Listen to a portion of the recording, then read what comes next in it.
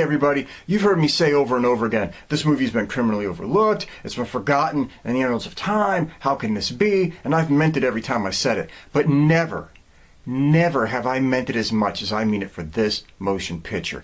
This movie is so forgotten, so criminally overlooked. Some of you might even looked at the title and said, what the hell is this? This movie is the shit, and it should not be forgotten.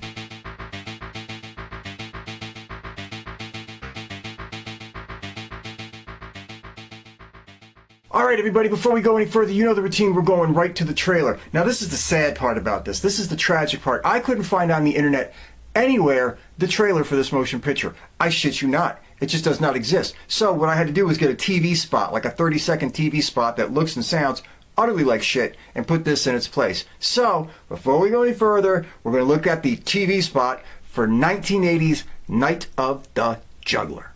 Daddy's little girl is missing. How are you gonna find her? Somebody took her. Somebody's gonna pay. You want to see your kid alive again? Daddy will make sure of that. Daddy! You're giving me $1 million, you'll never see your kid again. James Brolin, a broadcast premiere. Night of the Juggler. Sunday night at 6, only on Channel 11.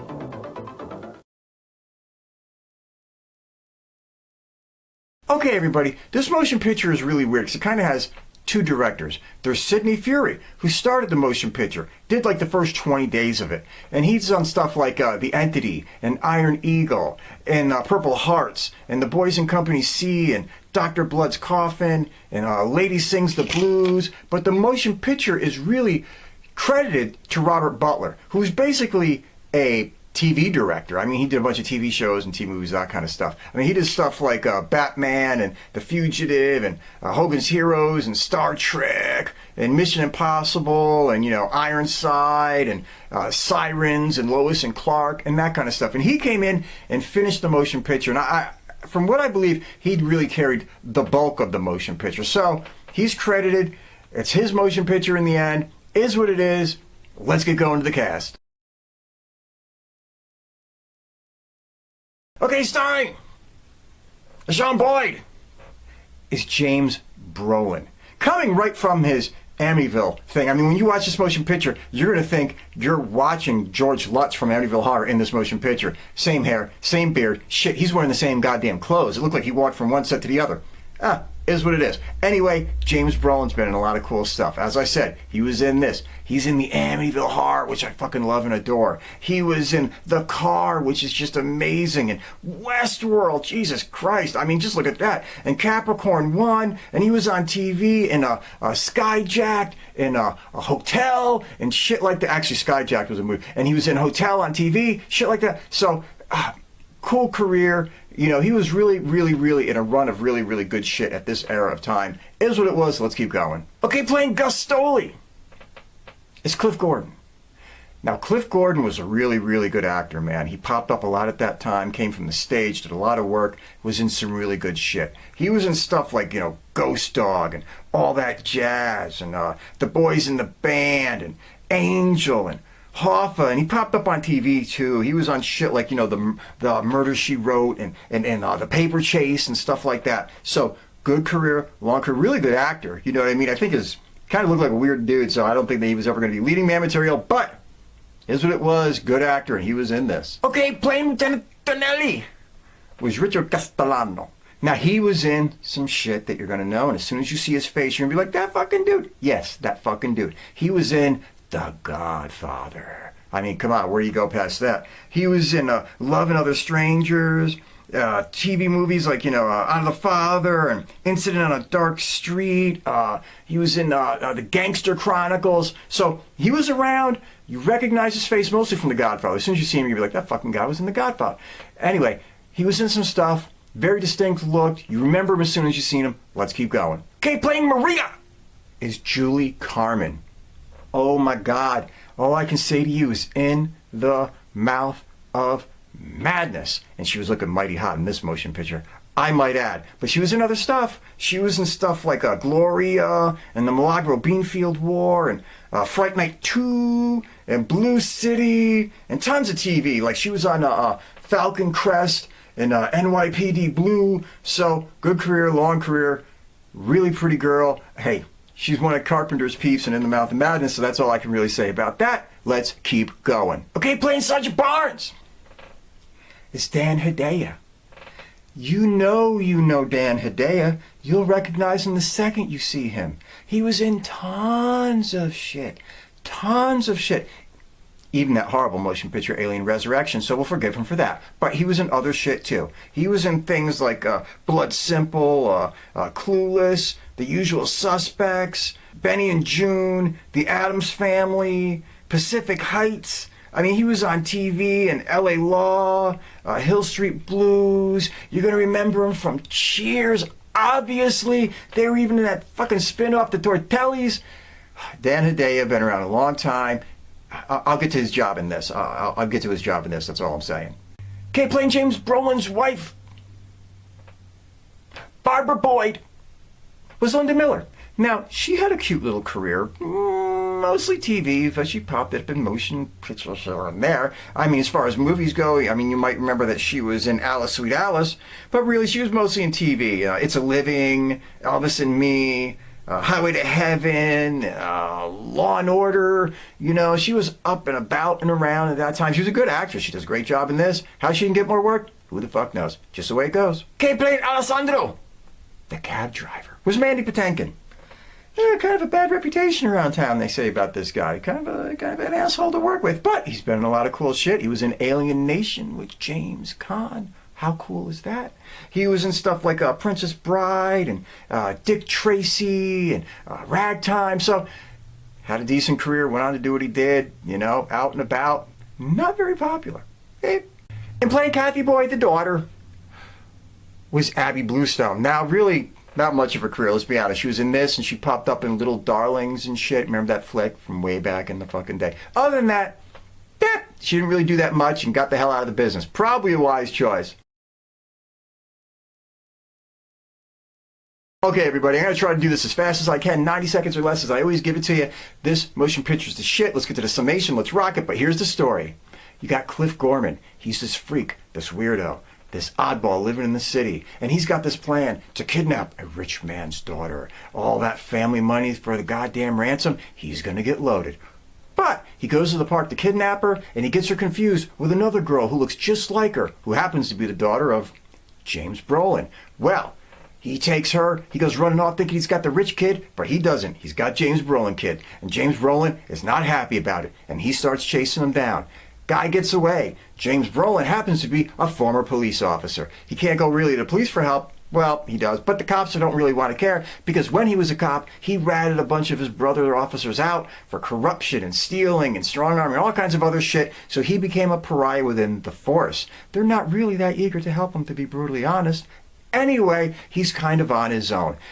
In his ventures and in his chase, he winds up meeting with Julie Carmen, who works at a dog kennel, and that'll become apparent why in the motion picture. And she helps him for a while. In the middle of all that, he runs into a former cop who hates his guts and wants him dead. And that cop is actually chasing him down, trying to kill him before he even gets to save his daughter. Crazy shit going on in this motion picture, folks. But that's about the gist of it. James Brolin wants his kid back, and he's on a one-man fucking mission to pull it off. Shit. It's kind of like Taken Before Taken, if you think about it. I mean, I never looked at it, motherfucker. This motion picture is one of the true great 1970s New York films. I'm talking, this motion picture captures everything from that era in a way that very few movies do. This should be right up there with, even if they weren't New York flicks, I don't give a shit, but this should be right up there with like the 7-Ups or the French Connection, or even goddamn Hardcore with George C. Scott. It has that kind of street realism. They don't load this motion picture up with bullshit music during chase scenes and all that kind of stuff. You feel like you're trapped in this motion picture with these people. There's no other way around it. You're living that kind of New York life. You're living that realism. They don't jazz it up with funny camera angles. They don't bullshit their way through it with an overwhelming score. They don't jazz it up. You're in it. You're living it. You're there. It's just fucking amazing. And no film probably grabs New York City of that era any better than this. It's the true sleaze, the true New York, the true... Listen, I used to go down to New York City way back in the day. I mean, we still go down on occasion, but used to go way back in the day when New York City was an urban decay jungle. The Bronx, everything. It just looked like shit. We used to go down there, and 42nd Street, for as far as the eye could see, was peep shows and prostitutes and the craziest shit you ever saw. And this motion picture captures that perfectly. It shows you what New York was in that time. It shows you the overcrowded sleaze pit of hell that town was. And it's kind of going to be again, let's be honest. And this movie gets it. It nails it. When you go into sections of it and you see all the bombed out looking buildings and everything broken down to the ground, this movie, much like in Wolfen, shows it perfectly. James Brolin is phenomenal in this. The tension of that man, the way he delivers it, you almost feel like he's still kind of playing fucking the same character in Amityville Horror to a degree, just because of the look and everything. And he's all amped up and always looking like ready to beat the shit out of somebody, but he's loaded with fucking rage. He's loaded with fucking stress. He's loaded with the fucking need to get his kid back, and nothing's going to stand in his way. And the way that he delivers it, just watch the way he performs in this motion picture. Just watch the arguments between him and his ex-wife, the acting that goes back and forth in those scenes. Fucking nominal. I mean, top of the line, plain and simple. I don't know how to put it. Cliff Gordon. He delivers a performance that is so eerie and so creepy and so disturbing and so, I don't know what you want to call it, but it makes chills go up your spine. It makes your skin goddamn crawl, and that is an actor delivering. I'm talking, when I see him do this role, and when I watch him do this role, it's literally on par with fucking that guy who just did Joker there, fucking Joaquin Phoenix or whatever. It's in that league. It's on that level. It's that unsettling. It's that fucking good, and that's that fucking simple. And Hedaya. Forget all that comedy shit you know him for, folks. Forget all the tortellis and the bullshit they had him doing in fucking Alien Resurrection or whatever that piece of shit was. In this motion picture, he plays a deranged cop. So angry, so loaded with rage, and so on a mission where he doesn't give a fuck what happens to this guy's daughter. He doesn't give a shit what happens to her. All he wants is revenge. His performance, through the roof, top notch, top level. All I got to say, fucking amazing. The list of everybody that just does amazing in this motion picture, Linda Miller does it. Everybody is great in their acting role. And it's even Mandy Patinkin as the cab driver. I mean, he's spot on in it. The movie just rocks. Folks, I'm going to leave a link in the field below, because the only place you're going to find this thing is on YouTube. And thank God people have put it up.